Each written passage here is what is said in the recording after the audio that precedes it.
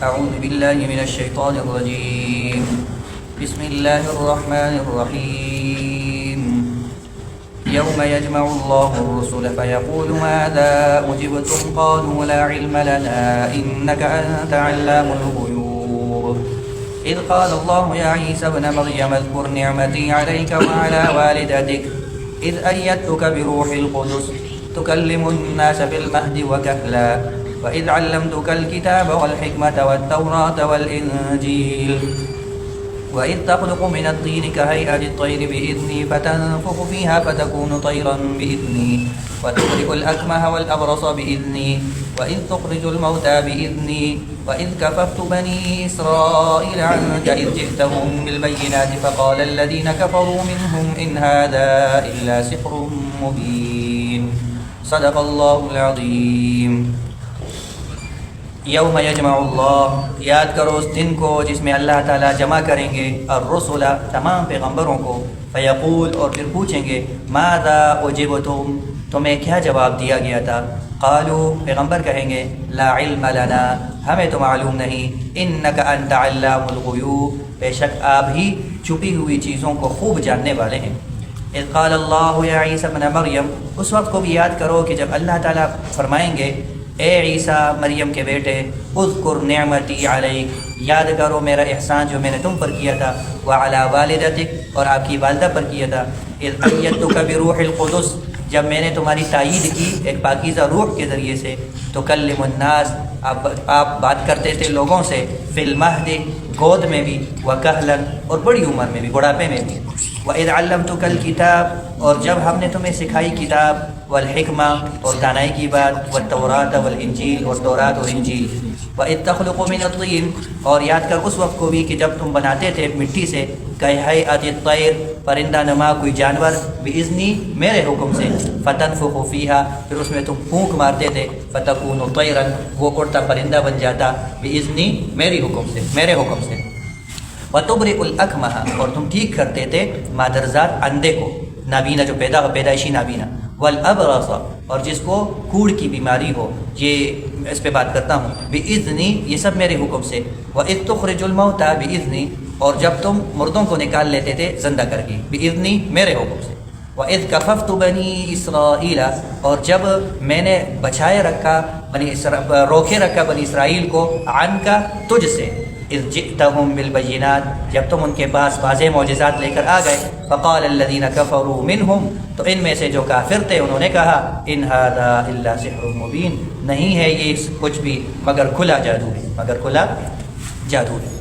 یہ سورہ مائدہ کی آیت، اس سے پہلے رکوع میں تقریباً کافی عرصے 1.5 رکوع تک مختلف احکام، جیسے شکار کے احکام تھے، بیت اللہ سے جڑی چیزوں کی عظمت اور احکام تھے، پھر شرک سے بچاؤ، اور پھر مختلف شرکیہ عقائد کے احکام، یہ، اور پھر گزشتہ درس میں ہمارے پاس جو درس آیا تھا اس میں خاص طور پر وصیت اور میراث کے بارے میں خاص گواہی اور وہ احکام تھے.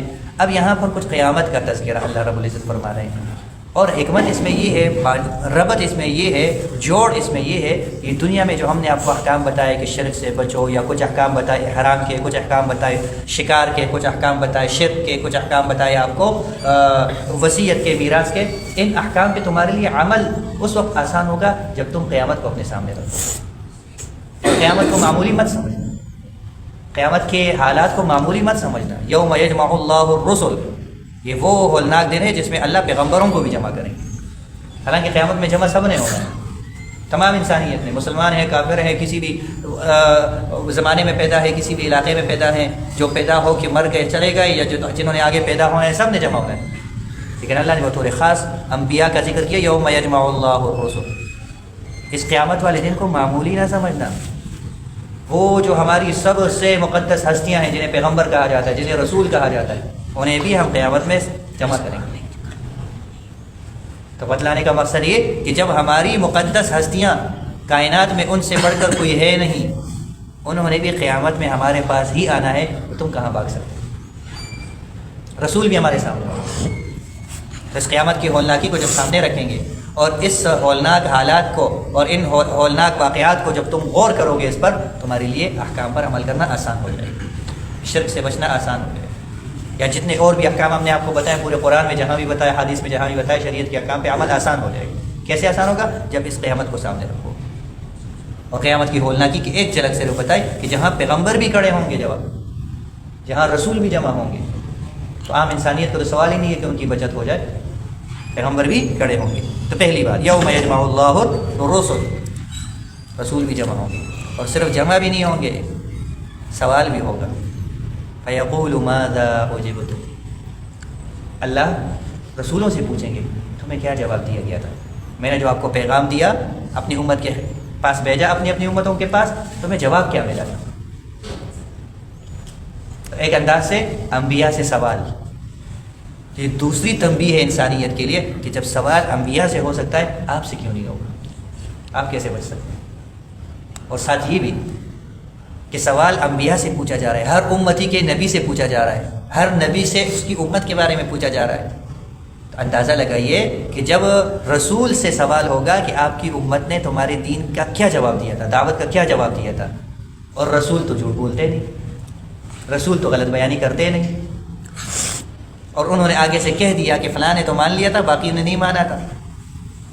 تو اے غافل انسان، ہمارے خلاف سب سے پہلی گواہی کائنات کی مقدس ہستی کی طرف سے آئی، اس گواہی پر کوئی جرح بھی نہیں، اس گواہی کے اندر کوئی کمزوری بھی نہیں، کوئی جھوٹ بھی نہیں، کوئی غلط بیانی بھی نہیں، کوئی زیادتی بھی نہیں، کوئی ذاتی دشمنی بھی نہیں۔ سوچ لے یہ گواہی اگر تیرے خلاف آ گئی کیا حشر ہوگا؟ تو قیامت کی ہولناکی، رسول بھی جمع ہے، سوال و جواب کا استحضار کہ رسولوں سے بھی سوال ہو رہا ہے تو آپ سے کیوں نہیں ہوگا؟ اور آپ کے بارے میں اے امتیوں، آپ کے بارے میں آپ کے پیغمبر سے پوچھا جائے گا سب سے پہلے، آپ سے بعد میں پوچھا جائے گا، سب سے پہلے ہر امتیوں سے اس کے پیغمبر سے پوچھا جائے گا امتیوں کے بارے میں۔ تو خود اپنا رخ آپ متعین کر لیں کہ اپنے رسول کو اپنے خلاف گواہ بنا رہے ہو یا اپنے حق میں گواہ بنا رہے ہو۔ سورہ فرقان میں نا وقال الرسول یا رب ان قوم اتخذوا هذا القرآن مهجورا، اس کی مختلف تفاسیر ہے اس آیت کی۔ ایک تفسیر یہ ہے کہ یہ قیامت والے دن یہ ایک موقع آئے گا کہ رسول اللہ صلی اللہ علیہ وسلم اللہ کے دربار میں گویا کہ شکایت کریں گے کہ اے اللہ ان قوم اتخذوا هذا القرآن مهجورا، میری قوم نے قرآن کو چھوڑ دیا تھا، قرآن کی بات نہیں مانی تھی۔ تو اپنے غفلت سے نکلنا اور اپنی قبر و آخرت کی تیاری کرنے کے لیے آسان نسخہ یہ ہے کہ ان آیات کو اپنے سامنے رکھیں، تب دین کا کوئی حکم پر عمل کرنا مشکل نہیں ہوگا، کسی حکم کو پورا کرنا مشکل نہیں ہوگا۔ تو اللہ سے رسولوں سے پوچھیں گے ماذا اجبتم، کیا جواب ملا تھا آپ کو؟ قالوا لا علم لنا، ہر پیغمبر یہی کہے گا ہمیں معلوم نہیں، ہمیں معلوم نہیں۔ اب یہ کیسے سوال ہے کہ ہمیں معلوم نہیں؟ پیغمبروں کو تو پتہ ہے نا، چلے جو پیغمبر دنیا سے چلے گئے اور ان کے بعد جو امتی آ رہے ہیں یا قیامت تک جنہوں نے آنا ہے ان کا تو چلو انہوں نے پیغمبر کو نہیں دیکھا، پیغمبر نے ان کو نہیں دیکھا، ان کے بارے میں تو پیغمبر کہہ سکتے ہیں کہ مجھے پتا، لیکن جو سامنے تھے ان کا تو حضور ہر پیغمبر کو معلوم تھا، جو اس کے زمانے میں زندہ جو امتی تھے اس میں جنہوں نے مانا اس کے بارے میں معلوم ہے، جنہوں نے نہیں مانا اس کے بارے میں بھی معلوم ہے، لیکن پیغمبر تو سب کہہ رہے کہ لا علم لنا، ہمیں معلوم نہیں۔ اس کی وجہ کیا ہے؟ اس کی دو بڑی اہم وجوہات مفسرین نے لکھی ہیں۔ ایک وجہ یہ لکھی ہے کہ لا علم لنا کا مطلب یہ کہ اللہ ہم تو دنیا میں تھے اور دنیا میں ہم صرف انسان کے ظاہر کو دیکھ سکتے ہیں کہ کون کافر ہے کون مسلمان ہے، ظاہری جو ہمارے سامنے جنہوں نے اقرار کیا وہ مسلمان، دل کے حالات ہمیں معلوم ہو۔ اب قیامت میں تو چونکہ حقائق سامنے آنے ہیں، حقیقت سامنے آنی ہے، اندر کے راز سامنے آنے ہیں، تو اندر کے راز میں ہم کیسے گواہی دے رہے ہیں؟ کسی کے بارے میں ہم کیسے گواہی دے رہے ہیں کہ اس کے دل میں اسلام سچا تھا یا جھوٹا تھا؟ ہم اس کے حقیقی مسلمان ہونے کی گواہی نہیں دے سکتے، ہمیں معلوم نہیں، ہمیں معلوم ہو۔ اور دوسری وجہ مفسرین نے لکھی ہے کہ اس میں در حقیقت انبیاء کی شفقت ہے اپنی امتوں پر، کیونکہ انبیاء نے غلط بات تو کرنی نہیں، انہوں نے اگر کہہ دیا کہ یا اللہ انہوں نے مانا تھا اور انہوں نے نہیں مانا تھا، تو جن کے بارے میں کہہ دیا کہ نہیں مانا تھا ان کی تو بچت نہیں ہے۔ انبیاء اپنی شفقت ظاہر کر رہے ہیں، اللہ ہمیں معلوم نہیں، بس آپ کے بندے آپ اس کے ساتھ فیصلہ کریں، ہم کچھ نہیں کہتے، ہم خاموش ہوتے ہیں ہم۔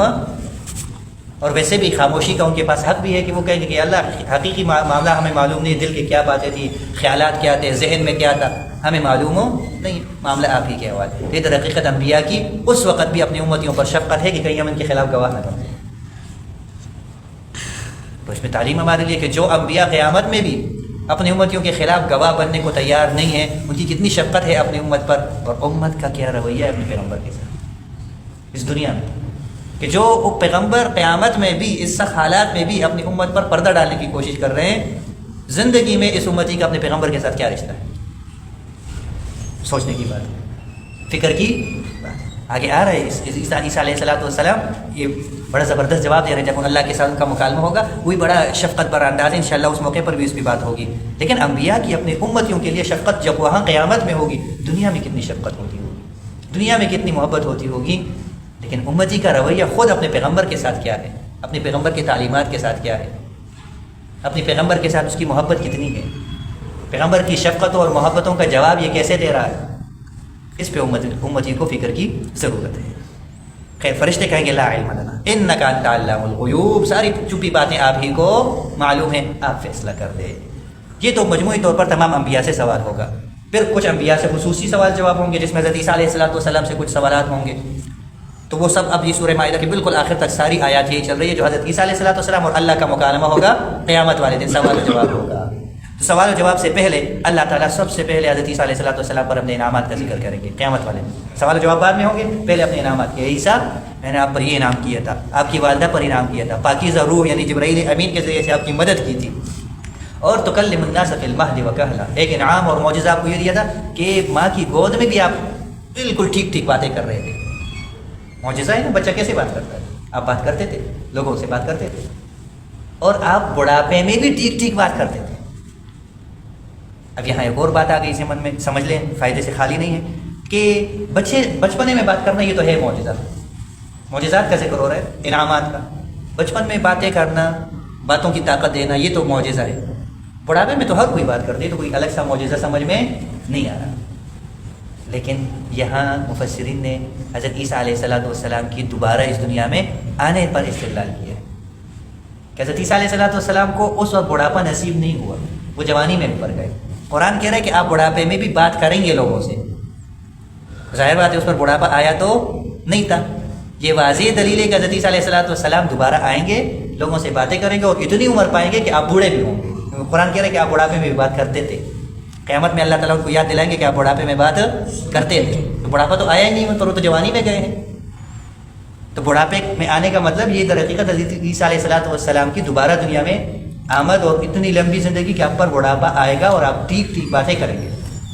یہ ان کی طرف اشارہ ہے. بہرحال اللہ نے کچھ انعامات ذکر کیے کہ میں نے آپ کو کتاب سکھائی, حکمت سکھائی, تورات اور انجیل سکھائی, اور آپ اپنے مٹی سے پرندہ نما ایک جانور بناتے, پھر اس میں ہمارے حکم سے پھونکتے, وہ پرندہ بن جاتا, اڑنے لگ جاتا.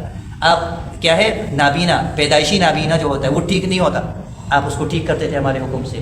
اور آپ اس کے کھوڑ کی بیماری جس میں جزام اس کو کہتے ہیں, یہ ایک بیماری ہوتی ہے, الرجی کی خاص قسم ہے. میں نے اس کے ایک بندے کو دیکھا تھا, بڑی تکلیف میں ہوتی ہے یہ. اس میں کوئی دانہ نکلتا ہے, پھوڑا نکلتا ہے, پھر ایسا ایسا جسم گلنے لگتا ہے, اور پھر جسم سے گوشت گرتا ہے. بڑی سخت تکلیف ہوتی ہے. اس میں تعفن, بدبو بھی بڑی عجیب ہوتی ہے, اور جلن بہت ہوتی ہے. ایک بندے کو میں نے دیکھا تھا اس بیماری میں, پھر اللہ نے شفا دی تھی ان کو. بڑی تکلیف دہ بیماری ہوتی ہے. حضرت عیسیٰ علیہ السلام اس پر دم ڈالتے تھے, ہاتھ وغیرہ پھیر کر, اللہ کے حکم سے وہ بیماری بھی ٹھیک ہوتی تھی. یہ چند معجزات اللہ تعالیٰ نے ذکر کیے کہ آپ مردوں کو اللہ کے حکم سے زندہ کر لیتے تھے. اور ایک انعام یہ کہ جب بنی اسرائیل نے آپ پر حملہ کرنا چاہا, یہودیوں نے, تو ہم نے آپ کو بچایا. خیر, کافروں نے ان میں سے یہ کہا ان ھذا الا سحر مبین. حضرت عیسیٰ علیہ السلام جتنے اللہ کے معجزات سامنے لے آتے تو کافر یہ کہتے کہ یہ جادو ہے, یہ کوئی معجزہ نہیں ہے, یہ جادو ہے. خیر, اللہ تعالیٰ نے حضرت عیسیٰ علیہ السلام کے انعامات کا ذکر کیا, اور پھر آگے سوال و جواب ہے. حضرت عیسیٰ علیہ السلام سے اللہ تعالیٰ جو مکالمہ کریں گے, اس میں بھی دونوں باتیں سمجھنی ہے. انعامات کا ذکر کیا تاکہ یہودیوں کو جواب ہو جائے کہ تم جو حضرت عیسیٰ کی مخالفت کر رہے ہو تو یہ کوئی معمولی شخصیت نہیں ہے, اس پر اتنے بڑے انعامات ہیں اللہ کے. اور آگے سوال و جواب بھی بتا دیے تاکہ عیسائیوں کو بھی پتہ چل جائے کہ جس کو تم خدا سمجھ رہے ہو وہ خدا نہیں ہے. جو خدا ہوتا ہے اسے سوال و جواب نہیں ہوتا, وہ تو ہمارے کٹہرے میں کھڑا ہے, مجھ سے سوال جواب کر رہے ہیں. تو عیسائیوں کو بھی جواب دے دیا, یہودیوں کو بھی جواب دے دیا. اللہ تعالی ہمیں صحیح معنی میں سچا پکا امتی بنا دے, اور اپنے پیغمبر کی شفقتیں اور محبتیں سمجھنے کی توفیق نصیب فرمائے.